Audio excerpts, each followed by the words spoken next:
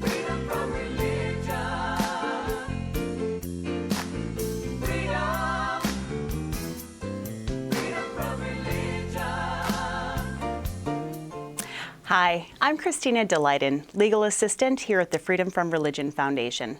Welcome to Ask an Atheist and Happy May Day. Today we'll be discussing the National Secular Week of Action with Sarah Levin from the Secular Coalition for America. As always, we want your questions, so feel free to post them here on our Facebook feed or by email at askanatheist@ffrf.org. But first, it's time once again to play our favorite game show, Where in the World is Dan Barker? And surprisingly, for the first time in months, Dan's back here in the studio. So Dan, do you have any quick favorite stories about your last few weeks on the road? So I'm back finally after 3 months from the end of January until the end of April. 25 events in about a dozen states, including 11 college campuses with the Secular Student Alliance, and also including 5 public debates on different campuses around the country, and also Poland. Annie, Lori, and I were in Poland. So that was a lot of fun. I got to go to Alaska. I got to see the kickoff of the Iditarod, which was pretty amazing. And then, of course, some of these beautiful campuses around the country. Well, we're happy to have you back. So all 5 of these debates that I did in the last 3 months, each one of them gave a different reason why God exists. They don't have their acts together. But do you want to know the most compelling reason? Certainly. Why? This will convince you. I hope so. This guy told me in Logan, Utah, God exists because scientists have not fully explained human consciousness. Well, I guess that's settled. That's it, right? Since we don't understand consciousness, therefore there's a God. So how do you argue against that? How do you argue against that? Well, you can watch. Indeed? Some of those debates are online, are being put up, so you can watch them. Excellent. Well, I will look forward to that in my free time. Looks like you had a great time, though. And again, I love it. I just love being this, ambassador, I guess, or emissary. And by the way, on the way to Utah, I crossed 1 million miles with Delta Airlines. So I'm a million miler, which doesn't mean anything. I can just say I'm a million miler. Well, we're very impressed. Thanks. For sure. And now let's get on to the Secular Week of Action. It's an opportunity for atheists and agnostics, freethinkers of all types, who make up 1 in 4 Americans unaffiliated with religion, to come together in communities across the country to demonstrate that 2 hands set to work are better than 1,000 clasped in prayer. Joining us from Washington, D.C. is Sarah Levin, Director of Governmental Affairs for the Secular Coalition for America. Hi, Sarah. Thank you for taking the time to speak with us. Hi there. Thanks for having me. Excellent. For our viewers who may not be familiar with the Secular Week of Action, can you tell us what prompted this initiative? Absolutely. So it was funny watching the commercial with Ron Reagan, because it was his father in 1988 who signed into law the designation of the first Thursday of May as the annual observance of the National Day of Prayer. And of course, every year we have all these events across the country of politicians talking about the Day of Prayer, their events. There's a Congressional Congressional Prayer Caucus. We now also have a Congressional Free Thought Caucus in Congress. And it really is a rallying point of the religious right. And we were inspired by actually local secular communities who have been doing a week of action around the Day of Prayer. And Foundation Beyond Belief has done a number of events for Week of Action. And we wanted to take this nationally and work with all of our member organizations. And for those of you listening who aren't familiar, the Secular Coalition for America was founded about 17 years ago to be a coalition of all the national secular organizations who wanted to make sure that we had lobbyists and a political voice in Washington that was educating members of Congress about non-theists. And one of the things that we have to talk about, unfortunately, still is the stigma against non-theists and educating congressional offices and the public about who we actually are.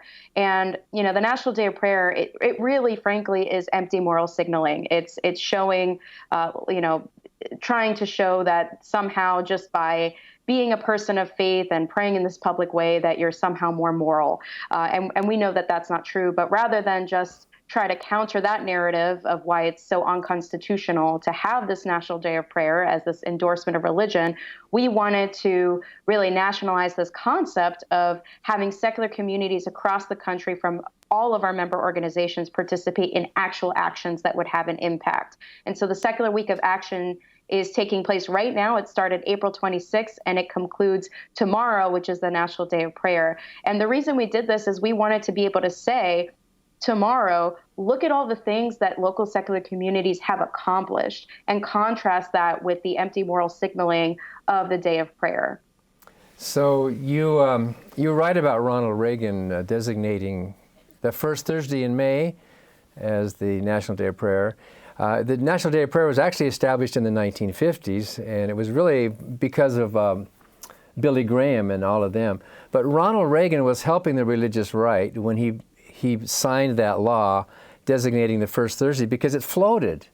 And so the religious right who wants to organize around this National Day of Prayer and issue their press releases and have their proclamations, they wanted it to be on a fixed day every time so that they could organize better. So Ronald Reagan helped them out by doing that. So, Sarah, you touched on a lot of this, but why do you think this National Day of Prayer proclamation and all the activities, why is it so harmful or exclusionary, or why is it so silly to America? Well, first of all, it's exclusionary to the largest, fastest growing religious demographic in the country, which, as we know, is the religiously unaffiliated. There are lots of Americans who do not pray, but that doesn't mean that they aren't moral. It doesn't mean that they don't care. They care very much about their communities. And, as we know, endorsement of religion over others or religion over non-religion is unconstitutional. It's an endorsement of religion, which violates the Establishment Clause. And it's really not it shouldn't be the government's business to be endorsing prayer or over non-prayer.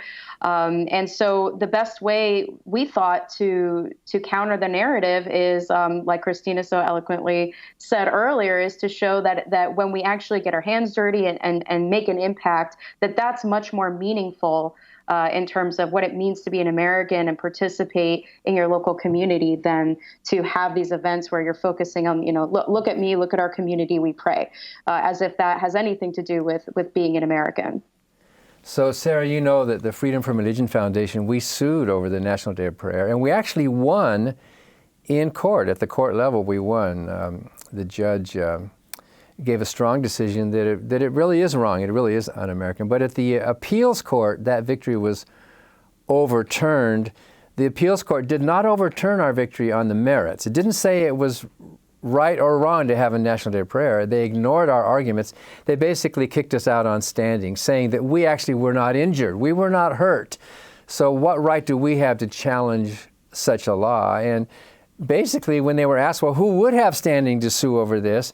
It came down to the president himself. If the president doesn't want to do it, the president could sue. But the rest of us, we don't have a prayer in suing over the National Day of Prayer.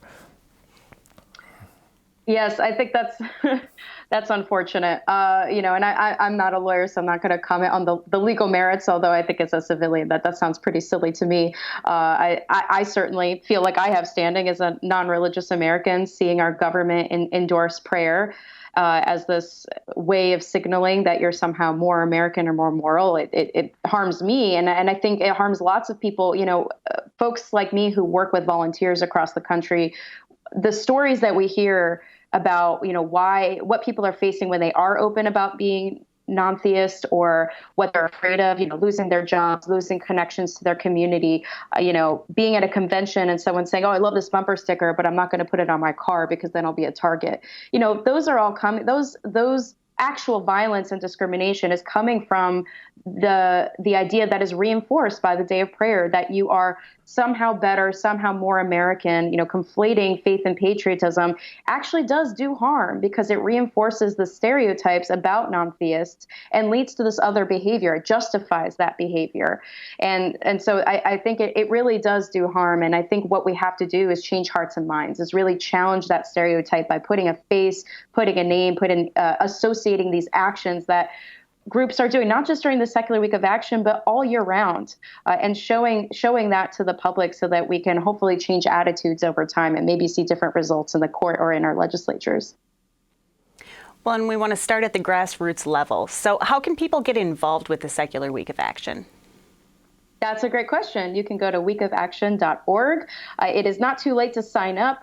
And you know what? If your group wants to do an action beyond Week of Action, go ahead and do it. This is just one rallying point, but we know that secular communities are involved year round. So you can go and sign up as an individual. You can sign up as a group, and you can see what events are happening that you can join nearby. So what kinds of actions, what are people actually doing with this action?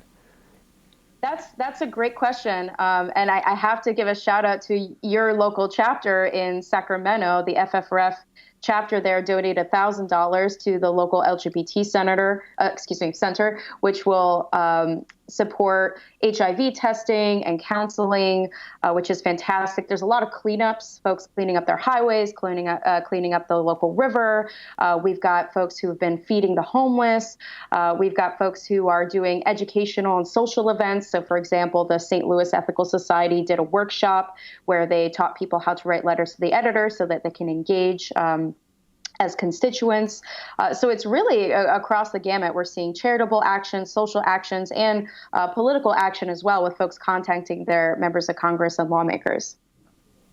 So do you think, Sarah, that the religious right who loves this prayer, do you think they care about us doing our secular action? I mean, I kind of think these religious right people are like those territorial animals that just want to mark off their boundaries. This is ours, we are a Christian nation. And they get to have their boundary marked out. They get to have our president declare a National Day of Prayer. Do you think they're paying attention? Do you think it makes any real difference in maybe changing public attitude?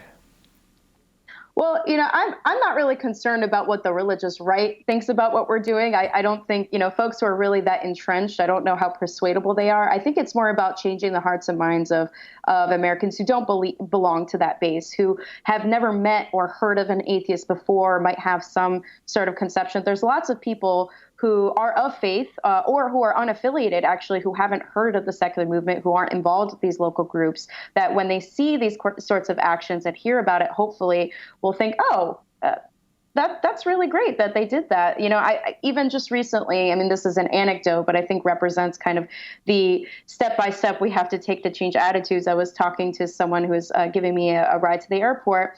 And after the end of the conversation, when I revealed that I was an atheist, they said, "But you're a really nice atheist." And that's kind of, we need that to happen hundreds and hundreds of times over by being more visible doing these actions. I think there's lots of folks just like that guy who was a very religious man, but I wouldn't classify, after talking to him about his political views, as part of the religious right. It's folks like him that need to meet us and see what we're doing.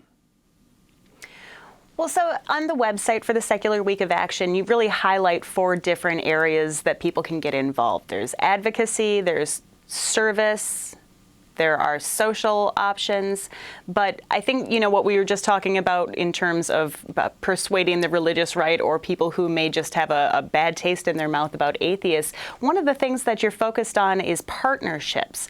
How have interfaith partnerships or connections between the secular groups and the sectarian groups worked out in this situation? I've heard a lot of different experiences with interfaith groups, positive and negative, and I think it really depends very much on who's the head of any given interfaith council. But just recently, for example, I was talking to Jen Behan, who runs the Center for Inquiry of Michigan. They just had their advocacy day, and she was persistently trying to be a part of the interfaith efforts. There's an event they have, like a peace event every year, and for years CFI Michigan was left out until the leadership changed, and thanks to her actually taking the time to get coffee with the new head of the Interfaith Council locally, the CFI Michigan is now representing humanists and non-theists at that event and all the others. And she explained to me that, now there are members of that Interfaith Council who will say, "Hey, Jen, did you hear about this event? Because if they didn't invite you, I'll make sure you were invited. Want to make sure you guys are included." And that's from, it took a while, but now, they have a presence and they have people fighting for them, allies of faith who are including them in what they're doing in the community. community. And I think that's really important. I mean, I've had that experience as well. I remember I was invited to speak on religious freedom on a panel at the museum. I was representing the secular community. And I noticed that the other panelists, when they would say things, they would say, people of all faiths and the secular community. And they would sort of look at me and point at me. And I thought, this is why we should be part of interfaith sort of events and institutions, because literally just by sitting there, they can't ignore you. And I think, sometimes it's challenging and it's difficult. And I've definitely heard plenty of stories of local secular groups being excluded, but I've also heard lots of success stories. And I think that visibility in front of the leadership and their members really helps not just change hearts and minds, but also have partners who can back us when our community is under attack. For example, when we ran a leadership summit in South Carolina in Greenville, there were a number of activists there who said, we want to be more active and in talking to the media when things come up, but we're afraid about the backlash. We have kids in school that might be bullied and this and that. And one of the solutions that we discussed was, if we had more allies in the faith community who would stand up for us and stand with us in front of those TV cameras when those things happen, we would feel as a community more protected. So, we're here in Madison, Wisconsin, which is a pretty liberal, progressive town. In fact, there was a survey that showed that 54% of Madison, Wisconsin are non-religious. And here in Madison, we, believers and non-believers, we're all marching in the same marches together. It's not such a big stigma. It's the issue that matters. It's not what you believe that matters, but it's the issue. But I'm pretty sure that Madison and maybe a couple other communities are special. It must be more difficult in other parts of the country to achieve that level of partnership with believers in a common cause. I think that's probably so, but I think there's also, it really just depends on the area and who's running it. I think you'll find some surprising success stories. For example, when we facilitated the second secular caucus at the Texas Democratic Party, it was, full room, standing room only, hundreds of people sitting on the floor, filling the seats. And we asked how many people in this room are people of faith, and half of the people raise their hands, meaning that people of faith in Texas cared that much about separation of church and state, and they knew what it was. They came to a secular caucus, and we were talking not just about separation of church and state, but the issue of having non-theists be better represented, and they were there for it, and they were supportive. Wow, that's really impressive. And it's hard to deny that the secular community can have an impact when you can see them out picking up garbage on the side of the road, which my neighborhood association did this past weekend. So, that's just getting out there, being visible. I think this is an excellent opportunity. So what's that website, Sarah? Action? I wish it was, I would love it if we had action.org, but it's weekofaction.org. Weekofaction.org. People can go there and what do? They sign up for something? Yeah, you can sign up as an individual to show your support. You can sign up as a group to be added as a local partner. And you can also just check out the events listed there that you can join in your area. And, if the Week of Action concludes tomorrow, again, you can get involved in actions throughout the year. If you want to maybe just talk online about why it's important to do these sorts of things, you can use the hashtag Secular Week or hashtag Week of Action as well. Yeah, because we hear all these people saying, well, our thoughts and our prayers are with you, pretending like they're saying something or doing something meaningful, but they're actually it's just a placeholder for doing nothing. And, if we can come together to make a real difference in the real world. What was it that Robert Ingersoll, the famous 19th century agnostic, he said, a single plow is more effective than 100 prayers any day. So doing actual work, I think, shows the world that we care about this world. So you have something else you want to ask her? Or shall we go to questions from viewers? Well, let's see if there are people out there who are interested and have some questions of their own. Will Sarah stay around for the questions, Bruce? Or Sure. Okay, Sarah, you want to stay along? Great. So we're going to see if there's any questions from viewers. If I can figure out how to work this thing here. Who's doing the questions? I don't see any on here. No. I guess I don't see any questions come in. Maybe it's just that self-explanatory. Do good things. So is this today? Today's I'm an atheist. Okay. Yeah, here are some. Cindy Eby, okay, has a question. Says, I am an atheist, and I just won the statewide CAA Volunteer of the Year Award for work I have done in my community to prevent tax foreclosures. The award ceremony is tomorrow. Should I declare myself as an atheist at that ceremony? Well, I would say yeah, but maybe, what do you think, Kristina? Well, unfortunately, as Sarah pointed out, that's maybe a touchy subject. And I would kind of read the audience and determine where you are in the world before you want to put yourself out there. However, be proud. You're obviously doing great things, Cynthia. What do you think, Sarah? You know, I would, of course, it would depend on her comfort level. And like you said, Kristina, reading the audience. But I would recommend mentioning it, but really contextualizing it and talking about why she was inspired as an atheist. What is it about her naturalistic, humanistic, non-theistic point of view that inspired her to do this kind of work? Because just to say I did all of this and plus I'm an atheist, I think there's so much more we can say about, where do we get our values? That's, I think, one of the most common questions is, well, if you don't believe in God, where do you get your values from? How do you know right from wrong? And I think we do need to explain that to people. And I think she could do a lot of good to explain why she was motivated to work on this issue because of her lack of faith. For example, I like to say to people, I believe in one life. I've got just one, and so I better make it count. And I have a duty and obligation to take care of the folks around me and to be a good steward of the environment. And that is stemmed from the fact that I do believe that there's only one life. And that really can resonate with people. So I would definitely encourage you, Cynthia, to mention that you're an atheist if you feel comfortable, but contextualize and talking about why that is meaningful to you and how you draw your values from that. Well, I would also say, Cindy, if you own a local business in town, it might be prudent to keep your head down. It depends where you live, and it depends on, what might happen to you. But it seems to me like you're really full out there, and you would like to promote real human values.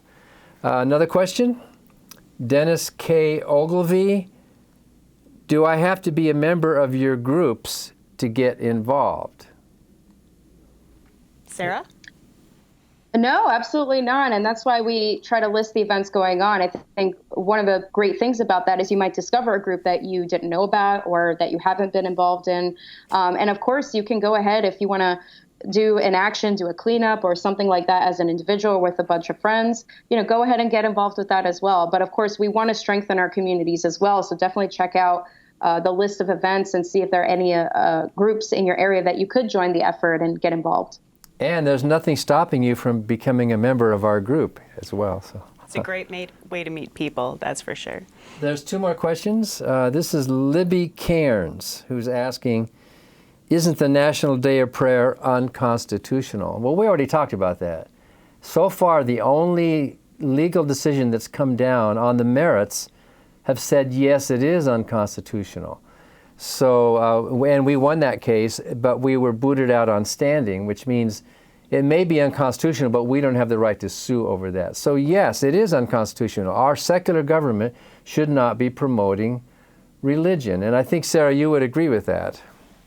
Absolutely. And I think, unfortunately, one of the reasons that FFRF and Secular Coalition for America exist is because just because it says it in the Constitution doesn't mean that that's what's happening in practice. And so, these organizations exist because we actually, unfortunately, have to defend the very principles of the Constitution. So, unfortunately, just because something is unconstitutional doesn't mean it's not happening. In some of the court cases we've taken, we took one in Colorado, too, on this. We were told that, hey, you can just ignore it. If, the president proclaims a day of prayer, turn off the TV, just ignore it. It's not bothering you at all. But of course, that's not the reason for something being constitutional. If the president were to declare a national day of smoke burning for Native Americans or for a Hindu national or whatever, you can bet there would be people who complain about it, that it's not the business of a secular government to be pushing or discouraging religion.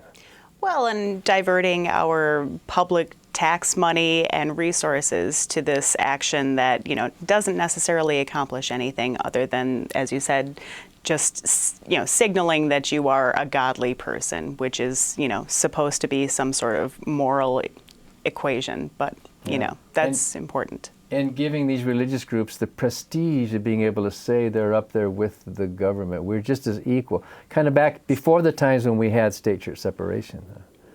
So one more question, final question. All right. Regina Tellen, do you have a Facebook event for this? Or is the info just on that website? Is there a Facebook site as well, Sarah? Absolutely. It's called Secular Week of Action, and we have all the events listed there as well. So I think it's facebook.com/Secular Week of Action. Oh, very good. So go to the weekofaction.org or to that Facebook website. Well, thank you, Sarah. It's been fun having you as a guest on the show today. Thank you for having me. It was great fun as well for me. And that is our show today. We want to thank you, viewers, for watching. And as we said earlier, we invite you to become a member of the Freedom from Religion Foundation to help us in our vital work to keep state and church separate and to educate the public about the views of non-theists. You can visit our webpage at ffrf.org, or you can phone 1-800-335-4021. One way you can help FFRF is by contacting government officials who violate the law. If you want to receive FFRF action alerts on your smartphone, text FFRF to 52886. Data rates may apply. Again, that's FFRF to 52886. So we'll see you next week for another episode of FFRF's Ask an Atheist.